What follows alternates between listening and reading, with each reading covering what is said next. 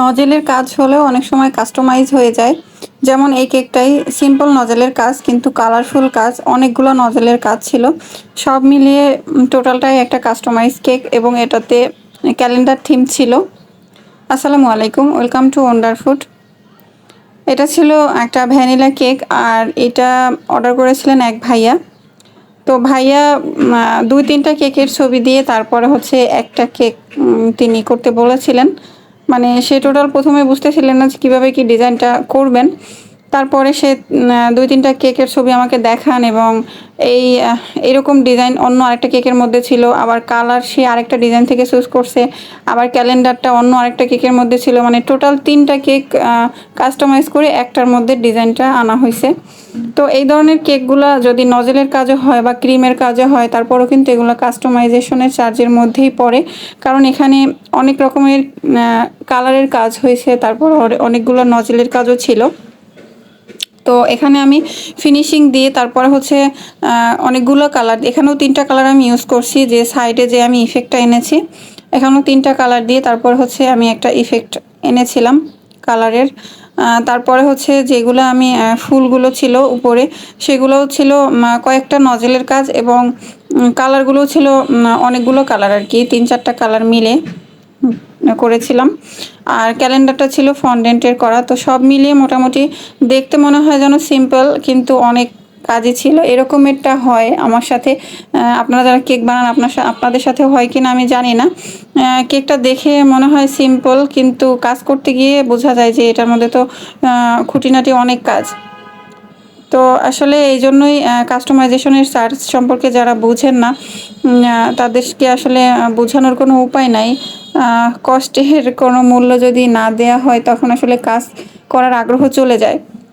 অনেকেই বুঝতে চায় না, বলে যে একটা ফুল তো একটা কালারের হবে, অন্য একটা ফুল অন্য কালারের হবে, তো 2-1টা ফুলের জন্য আর কতটুকু ক্রিম যাবে।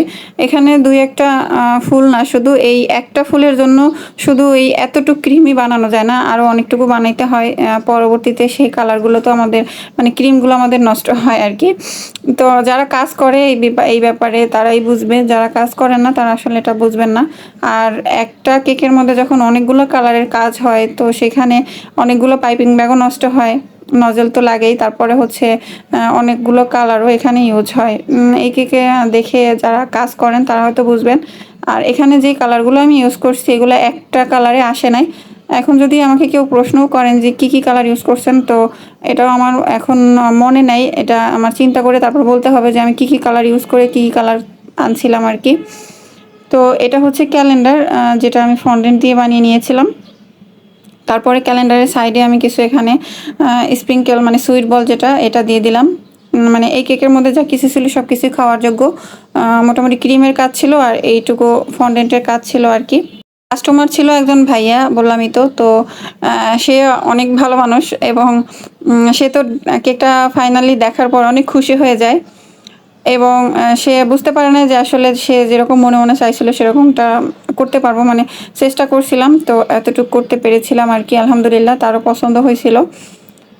তো সবসময় চেষ্টা থাকে এটাই যে কাস্টমারের আশানুরূপ কাছাকাছি করার। তো এক্স্যাক্ট তো আসলে কাছাকাছি হয় না, কখনো হবেও না, এক একজনের হাতের কাজ এক এক রকমের। আর এই কেকটা যেহেতু 3-4টা কেক মিলিয়ে তারপরে করা হয়েছিল, তো লাস্ট ফাইনাল আউটকাম এই রকম ছিল আর কি। তো কেমন হয়েছে অবশ্যই জানাবেন, আপনাদের কেমন লাগলো এরকম। তো আমাদের লোকেশন হচ্ছে টঙ্গী স্টেশন রোড থেকে ভিতরে পাগার জিনো মার্কেট। জিনো মার্কেট 10তলা বিল্ডিং হচ্ছে আমাদের পিক আপ পয়েন্ট। যারা এসে নিতে পারবেন তাদের জন্য ডেলিভারি চার্জের কোনো প্রয়োজন নাই। আর যারা হচ্ছে হোম ডেলিভারি নিতে চান, আমরা উত্তরা, টঙ্গী এবং আশুলিয়ার মধ্যে হোম ডেলিভারি করে থাকি। সেক্ষেত্রে কন্ট্যাক্ট করলে ডিটেলস বলে দেওয়া হবে। তো আজকের মতো এখানেই বিদায় নিচ্ছি, আবার কথা হবে অন্য কোনো ভিডিওতে। সে পর্যন্ত সবাই ভালো থাকবেন। আল্লাহ হাফেজ।